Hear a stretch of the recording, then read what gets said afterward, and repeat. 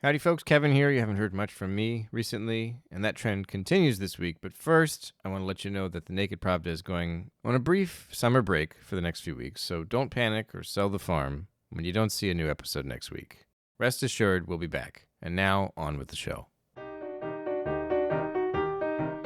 Since Russia's full-scale invasion of Ukraine in 2022, the West has imposed over 16,000 sanctions on Russia, intending to cripple the economy driving the Kremlin's war machine. In addition to cutting Russia off from the SWIFT banking system, Western sanctions have also attempted to dry up the Kremlin's critical revenue streams by reducing European imports on Russian crude oil and gas and imposing an international price cap on oil.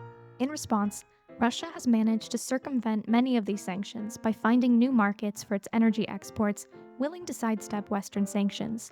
Its new buyers, countries like China and India, might have plugged a few holes in the Kremlin's leaky war chest, but they certainly don't bring Russia the kind of cash it used to get from oil sales before the war.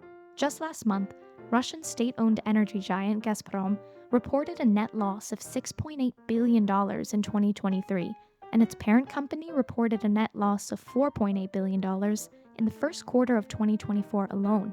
A recent Financial Times article details Putin's recent visit to China and provides some insight on how Russia plans to make up for such hefty losses in energy revenue by striking a deal with China to build the Power of Siberia 2, a proposed gas pipeline that would provide Gazprom with an alternative route to sell its gas following the sharp decline in energy sales due to sanctions. The article emphasized the Kremlin's limited bargaining power in these negotiations, leading the deal to stall out, which could have potentially dire consequences for Russia's long-term economic health.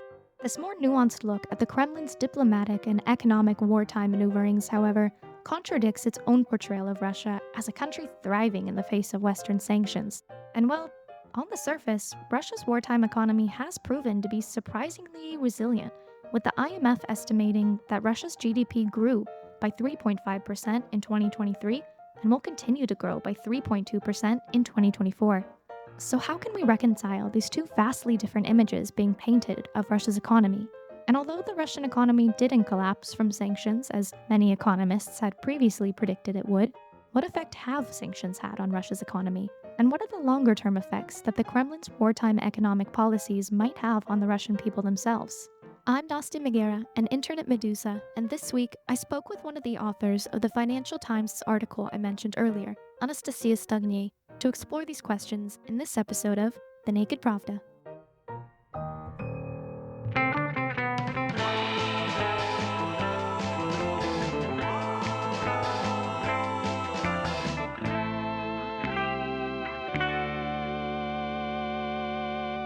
My name is Anastasiia Stognei. I work as a reporter for the Financial Times covering Russia, and I focus on macroeconomic issues, energy, and finance. When the West first imposed sanctions on Russia after its 2022 invasion of Ukraine, many economists predicted that the Russian economy would just collapse because of sanctions.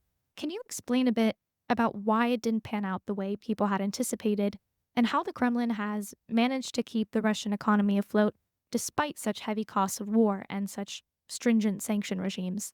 I think the anticipation of the Russian economy collapsing was slightly unrealistic from the very beginning, and we also expected the sanctions to hit harder and the economy to struggle more. But at the same time, we remember the 90s, and I'm not old, but I'm old enough to remember the 90s when the economy was actually collapsing. So compared to that, what is happening in Russian economy now is, of course, much better. But I think it's slightly more appropriate to talk about the sanctions and the idea of pressure on Russia through the scope of Russia getting less revenue and, as a result, spending less on the war. Because I think, to be honest, that there is this widespread misconception of the expected effect of sanctions. So it was not really to make the Russian economy collapse, simply because it's impossible. At least in a short-term perspective, I don't think it was possible, but to cut it all from the main streams of revenue, which didn't really happen. So the sanctions had certain effect, but they didn't cripple the economy. So why didn't it fail?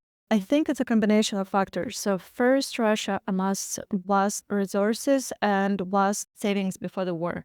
So Russia has this rainy day fund called National Wealth Fund. And Russia has been putting all the so-called extra energy revenues, which means Russia has the idea of baseline energy revenues it wants to receive throughout the year. And if it receives more, all the surplus is not spent straight away. It goes to this rainy day fund. And it was introduced after the previous crisis because the previous rainy day fund was spent during the crisis in 2008. So Russia created the new one. And it had really strict policy. And in general, Russian fiscal policy was pretty strict and it was focused on saving. And I remember even economists joking like, what is he saving for? What is in his mind? Because it's not like people in Russia were living a dream. It's not like the wages were high. It's not like the infrastructure was amazing. No. But at the same time, the money from this fund was not spent. So it was amassing the resources. But to be honest, the majority of people who looked at it, including myself, thought it was just, some result of a trauma of the previous crisis or just some rigid strategy. But actually, it paid off. So first of all, despite the West freezing the central bank reserves, Russia still has quite a lot of money in liquid form in this rainy day fund. That's one thing. The second thing is that Russia didn't lose much of its revenue. It lost some, and it was, I think it was the hardest so far in the end of 2022 and in the beginning of 2023 when the oil price cap first started to work. But at the same time, like Russia, if you imagine Russian economy as a company, right, with a balance sheet. So on the one side of this balance sheet, you have the spending, which is ever growing because of the war and because of Putin's social promises. But on the other side, you have the revenues, right? So Russia has energy revenues and non-energy revenues. And non-energy revenues actually constitute the biggest part of it. So basically, the sanctions affected only one part of the revenues side of the balance sheet. So there was never hope that Russia will lose all the income in total. But it started working, and it worked mostly through the spread between the market price for oil and the Russian oil. But as Russia learned to navigate the situation better, as it established a relationship with the new buyers, and also as it assembled its own shadow fleet, there is a lot written about shadow fleet. So more Russia adjusted to the new reality, lower the spread was. And now we're actually observing the situation when Russian oil and gas revenues, it's mostly oil, but they are growing at incredible speed. So Russia so far received 80% more in energy revenues than the last year. And this is mostly due to, on the one hand, higher prices in general in the economy because Brent price is soaring, but at the same time due to lower spread to this Brent price. There are also some changes in the way the government taxes all companies, basically. So now the volume of the export doesn't matter. It's only the price, and the price is more or less fixed. So this is also part of the reason why the budget energy revenues are growing, but it's not the only reason. And here we come to one of the last explanations why sanctions on the Russian economy was not as hurtful as we or many would wish. So the reason is that the world is big and not all the companies, not all the countries joined the sanctions club, and specifically the main new buyers of the Russian oil. So before the war, Russia used to sell most of its oil to Europe.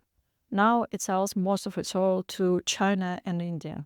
And it didn't sell any oil to India before at all, like maybe a few barrels, experimental batch, but that's it. So now these are China and India. And even though the West has been somewhat efficient in imposing secondary sanctions on some sectors of so-called third countries, those who did not impose sanctions themselves, for example, if we talk about financing, about banks, it has been efficient. But when we talk about state level, so for example, Chinese state buying oil or Indian state buying oil, these are big countries with huge influence in the region, so they just do not care much about it. Which means Russia keeps selling to them, which means Russia keeps receiving those revenues.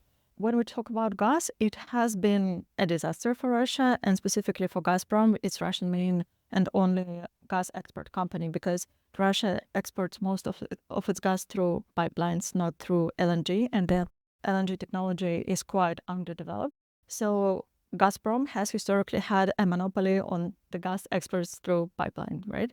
And most of the pipeline gas used to go to Europe. So Russia has been selling some to China, but even now when it operates at full, still the proportion is incomparable. So that's one thing. And then another part of the expenses side of the spreadsheet are the non-energy revenues. So basically internal revenues, mostly taxes on the Russians, people, retail investor and such, and the companies.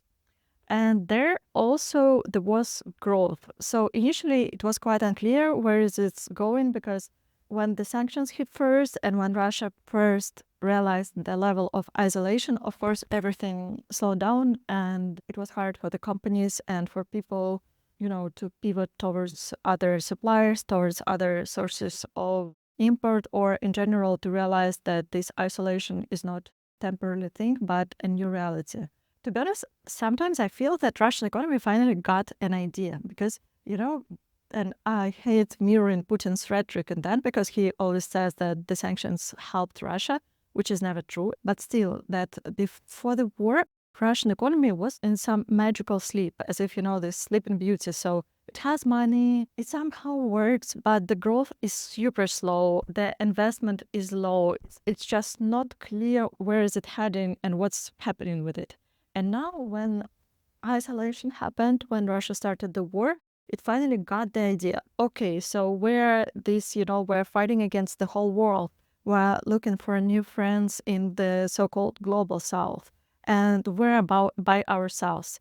And it gave the state a certain idea of how they should frame their policy. It gave the businesses and people a certain idea of how to operate. So somehow just overall feeling of the Russian economy has changed. So now it is focused on one idea. Whether it's good or not, where does it lead, how sustainable is the strategy, that's another question. But now it's somehow focused and it's moving in comparison to what it was before. So anyway, so now those non-energy revenues are also growing, even though not at the speed of energy revenues. So compared year on year, the first half of 2024, they grew by 40%, which is also a substantial growth. And this is driven mostly by the fact that economy is growing and the fact that there is more money in the economy. And the reason why there is more money in the economy is because of the other side of the spreadsheet, which is spending. So Russian economy has always been, like modern Russian economy, especially in the last 20 years, has been centralized, quite centralized. It called itself a market economy, but to be honest, it has never been purely market economy. So Russia is spending more and more every year. The balance sheet has been positive for many years, but since lately it has been negative. It's a small deficit. It's about 1% of GDP so far, but still it shows that Russia switched from this very rigid fiscal policy to the policy of spending. And of course, most of its spending, if not all, is somewhat associated with the military needs. And some of this money is counterproductive, we can say, because it becomes a tank, which then drones in a swamp somewhere near Bakhmut. But some of this money works differently. So, for example, if a soldier who previously worked as a janitor now gets 10 times more and he gives this money to his family, it means that his wife can spend more on manicure or, buy video games, whatever she likes. She spends more on groceries. She can send her children to a private school, which means that there is a need for a private school in the middle of nowhere where there was never a need for a private school, really. So this means that there is this huge stimulus in the economy, fiscal stimulus. So many say that actually it is a temporary blessing for the Russian economy, but also it's curse because once the war is over, you cannot spend as much on something imaginary. So of course, just like other autocracies, Russia likes to invent, huge, enormous infrastructure, state projects, the highest tower in the universe or something, but still, so many believe that actually Russia one of the reasons why Russia is entitled to continue this war for quite a long is because all of its economy switched to the war Putin. And somehow it works for it. Russian economy has never shown this degree of growth for quite a while. So, Russia's increased military spending, as you described, has given the economy kind of a boost in the short term at least. Are there any other kind of effects that you've seen this wartime economy having on Russian society? First thing is that the inflation is quite high in Russia, and as a result, the key interest rate of the central bank is high, which makes many businesses unhappy, but it's unavoidable, which is also a sign of the economy being overheated, which the central bank governor repeatedly says. That's one thing. Another interesting thing is that, so we spoke about some people getting richer because of the war, just because they never were able to get as much money as they do now, because they can go and fight the war or they can work in a military production. And I think it's interesting in terms of the wealth redistribution between the different social classes and different regions in Russia, because it was an interesting statistics released recently. I don't remember by whom. It was some independent body based on I think central bank data. So they connected the map of Russia with the volume of deposits and the rate of growth of those deposits, and shown that in certain regions this rate of growth was way higher than in the others.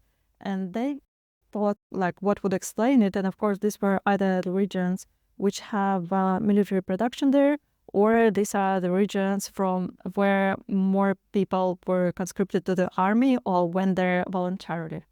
So it's interesting how like new middle class is being formed. But again, we shall see how sustainable this new middle class is going to be, because once the war is over, there is no need to pay them. So how will the state navigate this situation? Are there any other long term issues that the Russian state will have to address because of its present military economy once the war ends? And I think it's an open question of what happens when the war is over, because because all these big state companies which now produce equipment for the front line, which now produce rockets, which now produce even, I don't know, clothes for the soldiers, they will have to switch somehow. And of course, in the most negative scenario, they will stuck, probably somewhat remaining what happened after the fall of the Soviet Union, because similarly there were big factories all over former Soviet Union, which were parts of the big mechanism of the Soviet economy, which means they produced not something demanded by the market conditions, but something which was a part of big Soviet mastermind plan. And similarly, many of them, and this is not the only reason, of course, why it happened, but one of them was that simply there was no need in their production in market economy. So some of them found ways to pivot, and some just disappeared, just stopped the production. They stopped paying salaries and such. They couldn't exist. So probably in some ways it would happen to some of the Russian companies. But at the same time, they might pivot just like the Russian economy pivoted. So for example, Rostech is one of the big state conglomerates which produces, among other things, weapons. And now it hires enormous amounts of people. But also, theoretically speaking, it could switch after the war is over. It could switch to, producing more helicopters. It already produces helicopters, and, there are countries in terrible need of that, such as Iran. So now Russian economy is the economy of a sole purpose, and the purpose is to supply the war. But in general, if we're talking not 5 years, but 20 years, 30 years, I don't think there are examples yet of a successful, fully state-controlled economy. There are countries which exist like this for years, but do we consider it successful or not? That's a big question. So Russia can slide back into this slow growth and decrease in the quality of life. But again, I don't think we're talking catastrophe here. And again, I think the future of post-war Russia, and I know it's obvious, but it will depend more on the outcome of the war, what happens to its territory, to its geography, rather than the economic constraints. Another interesting aspect is the labor force. So Russia is experiencing the labor force shortage, and this is one of the main risks for the economy. Again, it's not the risk of Russian economy simply not functioning tomorrow, but it's the question of the economy being able to grow further. Because simply if everyone is employed, if everyone is working as productive as they can, and Russia is not the most technologically advanced country in the world to just magically increase the productivity of labor, which it has been trying to do for quite a long time, but it didn't manage really. So this is a real struggle, and this is something, again, even the state officials admit. So the central bank always mentioned the labor shortage as one of the main risks for the Russian economy. The finance ministry, even Putin sometimes admits that there is such an issue, but in very, very careful terms. So, and the reasons for that are super obvious. So first, if you send people to the front line and they die there, you have less labor force. Then people are sucked up by the military production complex, and military production complex enjoys endless state financing, which means it can offer higher salaries for its workers, which means to compete with them, the businesses also have to offer higher financing. There are other issues related to the war, but indirectly. So Russia also relied heavily on migration from Central Asia, but this started changing, I think, during COVID, just because it got harder to travel, and also that construction was working not at its full. And then it expanded during the war because first the ruble collapsed after the invasion, the full-scale invasion of Ukraine, which means it got less profitable to work in Russia and send the money back to one's family in Tajikistan. That's one thing. The second thing is that many of the people who came from there to work were conscripted to the Russian army and maybe did not understand in full what happened to them, or maybe they signed a contract without fully understanding them, and then it was spreading in the community. So there is this fear and there is this risk, which means this source of the labor is also gone. And then Russia's population is aging and it's dying out. Because now, like, for example, my generation is the generation of the 90s, and it was one of the smallest generations in quite a while because of the economic situation, because of the unpredictability and such, which means we have less children. But another reason for that is that people don't want to have children in the situation of the war, in the situation of uncertainty. Even though the state spends quite a lot of money on stimulating such programs as, paying mothers for having a child, supporting them, which is a good thing in vacuum. But still, that's another reason. So there is this combination of factors because of which Russia struggles of the labor force shortage. And also we need to mention that after the mobilization of the last year, it also affected the situation because many young people, men, but also their families, they left Russia because they didn't want to go to the front line. And these were not only, but mostly people with good education, people who used to work in IT sector, who managed to find jobs easily abroad, but also those who added value to the production in the Russian economy. So overall, there is this risk of labor shortage, and I'm quite curious to see how Russia is going to overcome it, because I don't know, whatever could happen. They could start, and there was actually such talk. So the head of FSB has always been always sounded quite chauvinist, and he has never been happy about the amount of migrant workers in Russia. So he has been trying to sell an idea of using forced labor, like during Soviet times, from the prison to, to fill the gap left by these migrant workers. But it has never happened really, but that's one of the opportunities, so we shall see. But overall, it's one of the resources, right? People are one of the resources the economy has, and one can say one of the most important resources. So as one can imagine, if there is a shortage of this resource, it means that the potential of growth is also limited.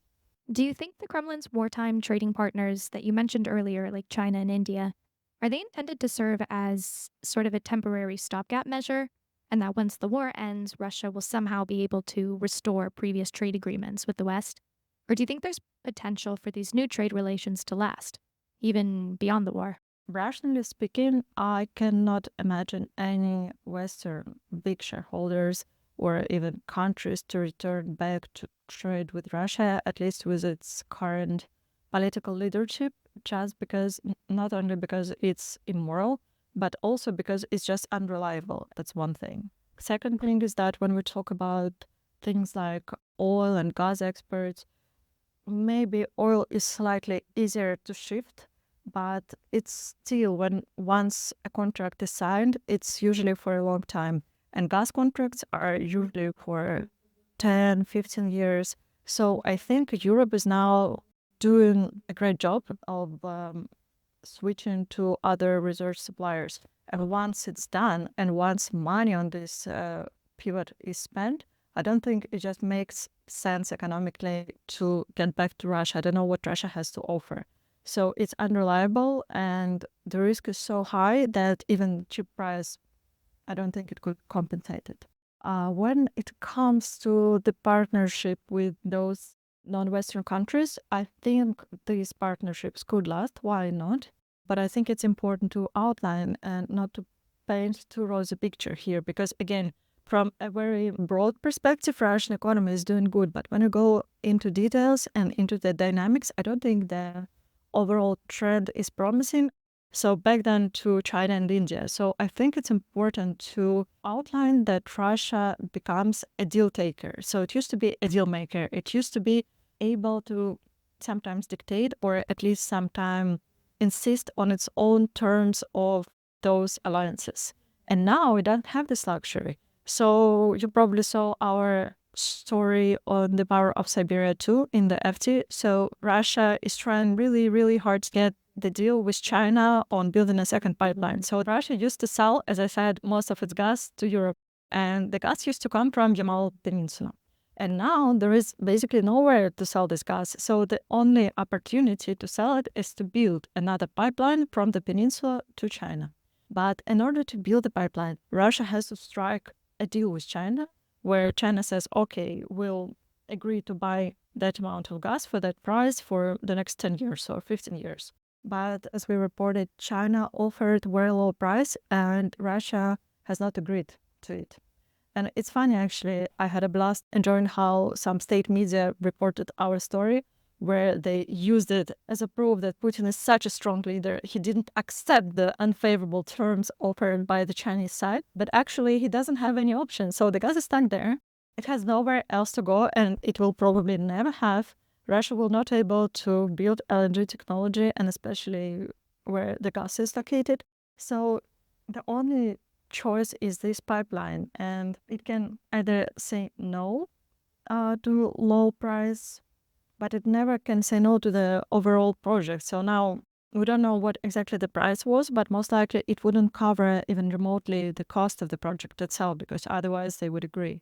So yes, Russia and China have an alliance now, but I don't think this alliance, and again, this is something that Chinese experts say, that Russia used to have much more equal relationship with European countries than with China. With India, it's slightly different, partly given the current position of India in the global picture, but still Russia cannot offer high price on oil for India. So again, the state wants to present it as a huge achievement, and maybe in some ways it is, because somehow they managed to pivot despite of sanctions. But at the same time, what they do is they run around the buyers and beg them to buy at the cheapest price possible. Does it sound like a global leadership, a huge achievement? I don't know. That's one thing. But still, I think these alliances are to last, partly because Russia has zero choice. And no matter how a country now wants to be isolated from the rest of the world, it's simply impossible. And it's specifically impossible for Russia because, and many journalists have written about it, that Russia does have its own advanced technology. first of all, microchips, which are needed everywhere. FSB needs them for their computers, and oil producers need them for oil refineries. So Russia cannot exist in isolation. And this is why these friendships will last. So, although sanctions haven't necessarily had the devastating effects that economists had previously anticipated, Putin himself has gone so far as to say that Western sanctions have actually strengthened Russia's economy because now they've fostered the growth of domestic industries to produce the products that they previously had relied on importing from the West. Is there any merit to this argument that sanctions have somehow benefited the Russian economy? So, of course, they're good for certain sectors of the economy, and of course, there are always people and businesses that benefit from it. But overall, it is never good, and it's just basic law of the economy, but also it's basic logic. So, say the Russians used to have access to, I don't know, clothes from China, but also to all the Western brands. And now all the Western brands are gone. It's not empty. The shopping malls in Russia are not empty. Some manage to get still those Western clothes through the third countries, but of course at a higher price. Then there is a huge influx of Turkish or Chinese brands. And then there is a boom in Russian production.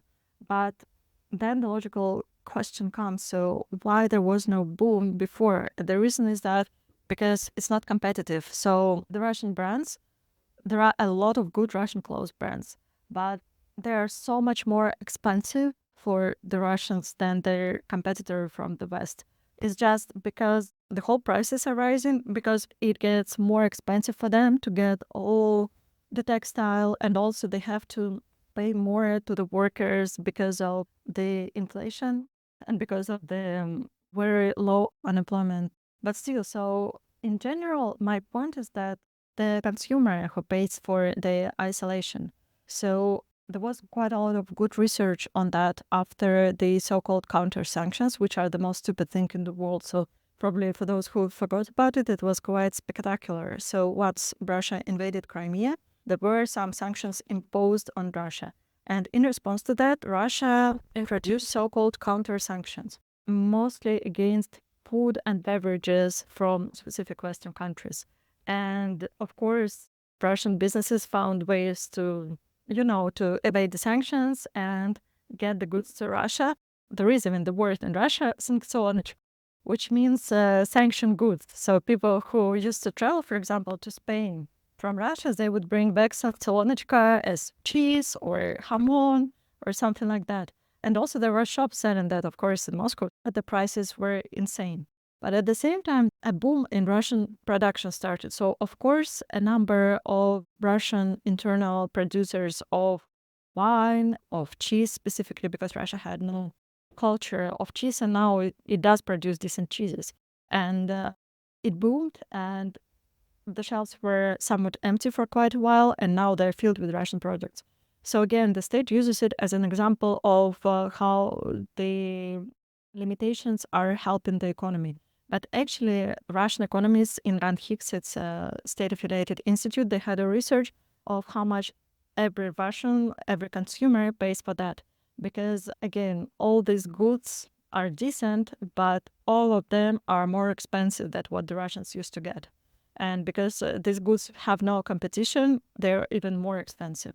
Reflecting on everything we talked about so far, what kind of long-term economic and social consequences do you think ordinary Russians can expect to come as a result of the war? I think people will live in a situation of stagnation for a really long time. And it has been an economic reality in Russia since the invasion of Crimea, but I think the degree of this isolation and also the irreversibility of this isolation is incomparable. And it means that people will have less opportunities in many ways to live better life, to fulfill their potential. And I know these are all abstract terms, but I think in the end of the day, all of the geopolitics come to an individual human being and the well-being of this individual and the ability of this individual to produce important things in quite a short lifetime we have here. So the Russians will live in somewhat like late Soviet Union, probably, or somewhat resembling Iran, rather than North Korea. So it's not a disaster, but also it's not an amazing life, because I often think of my grandparents, especially my grandmas. They, like, one is alive, one is not. So, but they both love to, like, one of their favorite stories has always been about them trying to get something from a shop. How they went to Moscow, to queue for 2 days to get a wardrobe. And my grandma was so proud of this wardrobe. And she used to tell the stories, and she was pregnant then, but she went and she queued for 2 days. And then she spent 2 more days trying to get clothes for the child. There was no clothes, but she got textile to sell something from it. So there is life everywhere. But was it the limit of my grandma's potential to spend her life queuing for wardrobes and clothes for her newborn? Or was there something else she could do at that time, something more productive, something she would do in a freer society?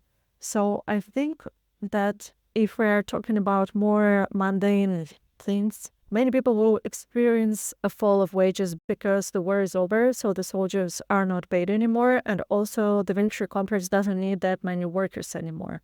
And then many people will, I think, experience struggles with the mortgages, or may experience struggles with the mortgages and the loans they've gotten, because the trend is slightly cooling down, but Russia had an extremely generous subsidized mortgage program where you get a mortgage under a low interest rate, and the state subsidizes the difference between the market rate and the subsidized rate, hence the name. So many people who alternatively wouldn't get a mortgage did get a mortgage, and now they're capable of paying for it because they are receiving money from, like, military related sources. But once the war is over, the loan is still there, but the income is not anymore. And I think the overall picture that the stand paints, and also this overall numerical picture, which is good, it gives people belief that things are gonna be good forever, which increases their optimism, which is why they get these loans. But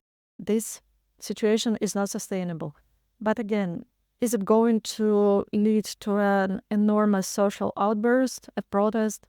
We shall see. But again, people in Russia are just very low, I think, life conditions.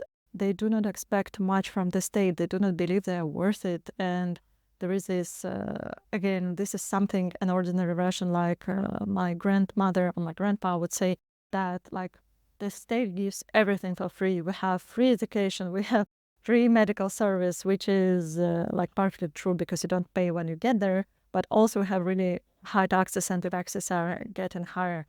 So I think people have very low expectations from the state, which means they're quite resilient for all the turbulence which might happen after the war, and which the state will definitely blame on the global West and the evil NATO and whatever. What you're describing sounds almost akin to the stagnation of the 70s and 80s under Brezhnev. Would that be fair to say? Yeah, I think that's likely scenario, again, with all the other variables like geopolitical risks, like the escalation, the outcome of the war put aside, but these are the most important variables, but completely unpredictable.